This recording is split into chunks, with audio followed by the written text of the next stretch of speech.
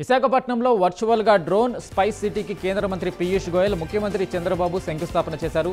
భారతదేశంలో మొదటి drone city 300 ఎకరాల్లో ఏర్పాటు చేయనున్నామని అన్నారు. ఆపరేషన్ సింధూర్ తర్వాత డ్రోన్లకు అత్యంత ఆదరణతో పాటు అవసరం ఏర్పడ్డాయని తెలిపారు.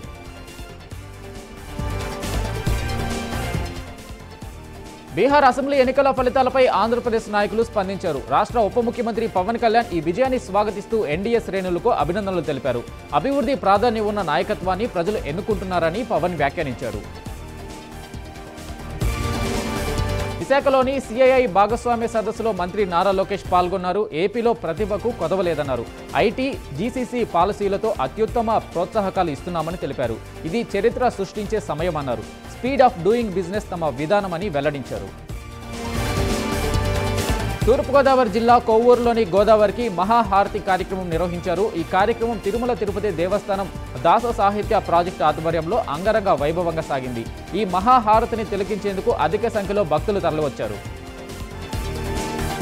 తెలంగాణలో ఉత్కంఠభరితంగా సాగిన జూబ్లీహిల్స్ ఉప ఎన్నికల విజయం అనంతరం కాంగ్రెస్ పార్టీ నిర్వహించిన విజయోత్సవ సంబరాలు శృతిమించాయి. జూబ్లీహిల్స్ నియోజకవర్గంలో విజయోత్సవ ర్యాలీలో కాంగ్రెస్ పార్టీ కార్యకర్తలు వ్యవహరించిన తీరు వివాదాస్పదంగా మారింది. బీఆర్ఎస్ పార్టీ కారు గుర్తును క్రేన్కు వేలాడదీసి ఊరేగింపు నిర్వహించడం, కారును పల్టీలు కొట్టించి ధ్వంసం చేయడంపై విమర్శలు వ్యక్తమవుతున్నాయి. క్రిస్మస్ వేడుకలకు భాగ్యనగరం సిద్ధమవుతుంది. హైదరాబాద్ లకడీ కప్పుల్లోని అశోక హోటల్లో కేక్ మిక్సింగ్ ఫెస్ట్తో క్రిస్మస్ సంబరాలు ప్రారంభించారు. వివిధ రకాల డ్రై ఫ్రూట్స్, దేశీయ మద్యంతో పాటు ఖరీదైన వైన్ పోసి హోటల్ సిబ్బందితో కలిసి MD Tejaswini Reddy cake mixing చేశారు. నీటిపారుదల శాఖ అధికారులపై మంత్రి తుమ్మల నాగేశ్వరరావు ఆగ్రహం వ్యక్తం చేశారు. ఖమ్మం జిల్లా రఘునాథపాలెం మండలంలో ఎన్ని చెరువులు ఉన్నాయో, ఎన్ని కుంటలు ఉన్నాయో, ఎన్ని కాలువలు ఉన్నాయో కనీస అవగాహన లేకుండా అధికారులు ఉన్నారని అన్నారు. తాను చెప్పేంత వరకు ఏ ఒక్క చెరువుకు సంబంధించిన సమాచారం పనులు చేయడం లేదని మంత్రి మండిపడ్డారు. అనంతపురం జిల్లా కళ్యాణదుర్గం పట్టణంలో నియోజకవర్గంలోని అన్ని మండలాల టీడీపీ గ్రామ కన్వీనర్లు, గ్రామ కమిటీ సభ్యులు, క్లస్టర్లు, యూనిట్ ఇన్ఛార్జీల చేత ఎమ్మెల్యే అమిలినేని సురేంద్రబాబు ప్రమాణ స్వీకారం చేయించారు. తెలుగుదేశం పార్టీ ఆవిర్భావం నుంచి పార్టీ వెంటే ఉన్న నాయకులకు తగిన గౌరవం ఇవ్వడమే కాకుండా వారికి నామినేటెడ్ పదవులు, పార్టీలో సమున్నత పదవులు కూడా త్వరలోనే రాబోతున్నాయని హామీ ఇచ్చారు. పార్టీ కోసం కష్టపడిన ప్రతి ఒక్కరి పూర్తి డేటా అధినాయకుడి దగ్గర ఉందన్నారు. ప్రకాశం జిల్లా కనిగిరిలోని అమరావతి గ్రౌండ్లో ప్రజా దర్బార్ నిర్వహించారు. ప్రజా దర్బార్లో పలు సమస్యలను వెంటనే పరిష్కరించడం జరిగిందని ఎమ్మెల్యే ముక్కు ఉగ్ర నరసింహారెడ్డి తెలిపారు. మిగతా సమస్యలను కూడా త్వరగానే అధికారులు పూర్తి చేస్తారని ఆయన అన్నారు. హైదరాబాద్ బేగంపేట సెస్ ఆడిటోరియంలోని మహిళా శిశు సంక్షేమ శాఖ ఆధ్వర్యంలో బాలల దినోత్సవ వేడుకలు నిర్వహించారు.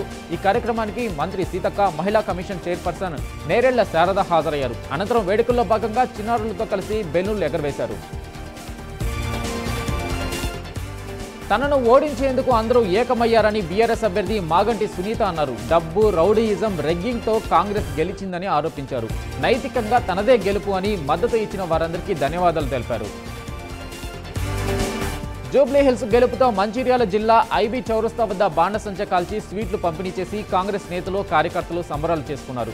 జూబ్లీహిల్స్ ప్రజలు అభివృద్ధిని కోరుకున్నారు, కావున పార్టీకి వెన్నుదన్నుగా నిలిచారని అన్నారు. జూబ్లీహిల్స్ ప్రజలకు కాంగ్రెస్ పార్టీ ఎప్పటికీ రుణపడి ఉంటుందని తెలిపారు. జూబ్లీహిల్స్ ఎన్నికల ఫలితం సంక్షేమ పథకాలకు సర్టిఫికెట్ అని టీపీసీసీ అధ్యక్షులు మహేష్ గౌడ్ అన్నారు. రాబోయే ఏ ఎన్నిక అయినా ఫలితం తమదేనని తెలిపారు. బీఆర్ఎస్కు ప్రజలు సెలవు ఇచ్చారని చెప్పారు. రాష్ట్రంలోని చిన్నారులందరికీ వైఎస్ జగన్ హృదయపూర్వక బాలల దినోత్సవ శుభాకాంక్షలు తెలిపారు. పిల్లలు మన దేశ భవిష్యత్తు, వారి సృజనాత్మకత, ప్రతిభ, విలువలు రేపటి సమాజానికి తొలిమెట్టు అన్నారు. వారే మన దేశ అభివృద్ధికి మూలాధారం, నేటి బాలలే రేపటి పౌరులు అని చెప్పారు. వారి కలల సాధనకు, ప్రతిభ వికాసానికి కృషి చేయాలన్నారు. జూబ్లీహిల్స్లో ఫలితం బీజేపీ కార్యకర్తలకు నిరాశ కలిగించిందని ఎంపీ అరవింద్ ఎక్స్లో పోస్టు చేశారు. బీజేపీ ఒక నిర్దిష్ట వ్యూహాన్ని, ప్లాన్ రూపొందించుకోకపోతే తదుపరి అసెంబ్లీ ఎన్నికల్లో కాంగ్రెస్ మరింత బలోపేతం అవుతుందన్నారు. ఇప్పుడు తెలంగాణలో బీజేపీ వర్సెస్ కాంగ్రెస్ స్పష్టంగా ఉందన్నారు. ఉన్నతాధికారులతో ముఖ్యమంత్రి రేవంత్ రెడ్డి సమీక్ష నిర్వహించారు. ప్రజాప్రభుత్వం ఏర్పడి 2 ఏళ్లు పూర్తి చేసుకుంటున్న సందర్భంగా తెలంగాణ రైజింగ్ గ్లోబల్ సమ్మిట్ 2025 నిర్వహించుకుంటున్నామని అన్నారు. ఈ మేరకు డిసెంబర్ 8న ప్రజాప్రభుత్వ 2వ వార్షికోత్సవం వైభవంగా నిర్వహించాలని అధికారులకు సీఎం ఆదేశించారు. తెలంగాణ రాష్ట్రంలో కిషోర బాలికల కోసం స్నేహ సంఘాలు ఏర్పాటు చేశారు. ఈ సందర్భంగా స్నేహ సంఘాలను మంత్రి సీతక్క ప్రారంభించారు. ప్రతి కిషోర బాలికను స్నేహ సంఘంలో చేర్పించడమే లక్ష్యంగా పనిచేయాలని మంత్రి సీతక్క సూచించారు. జూబ్లీహిల్స్ లో కాంగ్రెస్ అభ్యర్థి నవీన్ యాదవ్ గెలుపు కోసం కృషి చేసిన పార్టీ కార్యకర్తలు నాయకులకు మంత్రి దామోదర్ రాజనరసింహ అభినందనలు తెలిపారు. హైదరాబాద్ ఎర్రగడ్డ డివిజన్లోని సుల్తాన్ నగర్ లో పార్టీ నాయకులు కార్యకర్తలను స్థానికులను కలిశారు. ప్రజల సంక్షేమం జూబ్లీహిల్స్ అభివృద్ధి కోసం మరింత కష్టపడతామని మంత్రి అన్నారు. చిత్తూరు జిల్లా మల్లనూరు గ్రామంలోని భూమి 1988లో భూ కబ్జాకు గురైంది. దీంతో ముఖ్యమంత్రి చంద్రబాబు చొరవతో తమ భూమి దక్కుతుందని రైతు రాజశేఖర రెడ్డి అన్నారు. గతంలో డబ్బు పలుకుబడి ఉన్న వ్యక్తులు భౌతిక దాడులు చేసి తమ దగ్గర ఉన్న భూమిని బలవంతంగా లాక్కున్నారని రైతు వాపోయాడు. రోడ్డు ప్రమాదాలు జరగకుండా ప్రతి ఒక్కరూ నిబంధనలు పాటించాలని, అవగాహనతో ప్రమాదాలకు అడ్డుకట్ట వేయొచ్చని డీజీపీ శివధర్ రెడ్డి అన్నారు. హైదరాబాద్లోని ఎల్బీ స్టేడియంలో అరైవ్ అలైవ్ కార్యక్రమం నిర్వహించారు. ఈ సందర్భంగా అరైవ్ అలైవ్ కార్యక్రమ పోస్టర్ను సినీ ప్రముఖులు, పోలీసు ఉన్నతాధికారులతో కలిసి ఆవిష్కరించారు. వైజ్ఞానిక తెలంగాణ నిర్మాణానికి ప్రజాప్రభుత్వం కట్టుబడి ఉందని డిప్యూటీ సీఎం బట్టి విక్రమార్క అన్నారు. హైదరాబాద్ రవీంద్ర భారతిలో విజ్ఞాన దర్శిని ఆధ్వర్యంలో ఏర్పాటు చేసిన దివంగత ప్రధాని నెహ్రూ 80వ సైంటిఫిక్ టెంపర్మెంట్ సెలబ్రేషన్ కార్యక్రమంలో ఆయన పాల్గొన్నారు. దేశ తొలి ప్రధానిగా నెహ్రూ పదవీ బాధ్యతలు చేపట్టకపోయి ఉంటే దేశంలో నేటి పరిస్థితి ఊహించుకోలేకపోయేవారమని అన్నారు.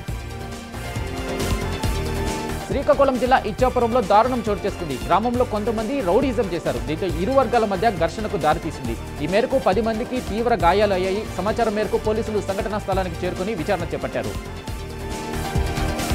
హైదరాబాద్లోని కృష్ణానగర్లో విషాదం చోటు చేసుకుంది. కుటుంబ కలహాల నేపథ్యంలో ఓ సాఫ్ట్వేర్ ఉద్యోగి ఆత్మహత్యకు పాల్పడ్డాడు. తమ కుమారుడు విశాల్ గౌడ్, తమ కోడలు కావ్య వేధింపుల కారణంగానే ఆత్మహత్య చేసుకున్నాడని కుటుంబ సభ్యులు స్థానిక పోలీస్ స్టేషన్లో ఫిర్యాదు చేశారు. మెదక్ జిల్లాలో తెలంగాణ జాగృతి అధ్యక్షురాలు కల్వకుంట్ల కవిత పర్యటించారు. పర్యటనలో భాగంగా గణపూర్ ఆనకట్టను సందర్శించారు. అనంతరం వనదుర్గ అమ్మవారిని దర్శించుకుని ప్రత్యేక పూజలు నిర్వహించారు. పశ్చిమ గోదావరి జిల్లా భీమవరంలో ఆలయ ధర్మకర్తల మండలి సభ్యుల ప్రమాణ స్వీకార మహోత్సవం జరిగింది. శ్రీ వీరేశ్వర విశ్వేశ్వర సుబ్రహ్మణ్యేశ్వర స్వామి దేవస్థాన చైర్మన్ గా మద్దాల శ్రీరామకృష్ణ, శ్రీ కనకదుర్గ అమ్మవారి దేవస్థాన చైర్మన్ గా మెడిశెట్టి కృష్ణారావు, శ్రీ వేణుగోపాల సీతారామస్వామి దేవస్థాన చైర్మన్ గా సత్యనారాయణ సభ్యుల చేత దేవాదాయ అధికారి ప్రమాణ స్వీకారం చేయించారు.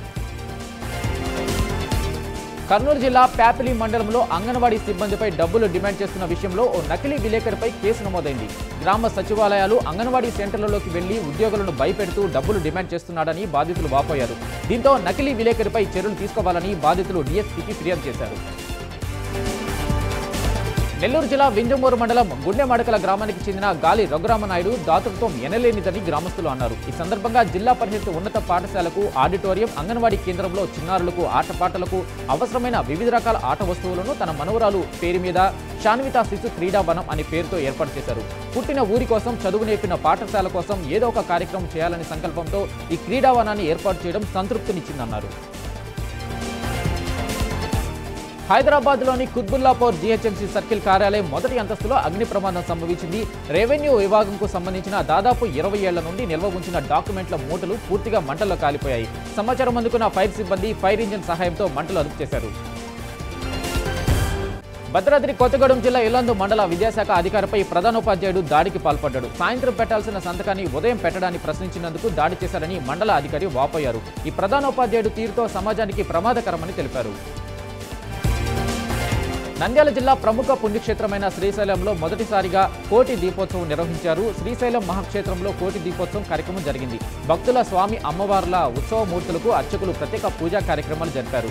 గంగాధర మండపం నుంచి నంది మండపం వరకు భక్తులు పెద్ద ఎత్తున కార్తీక దీపాలు వెలిగించారు.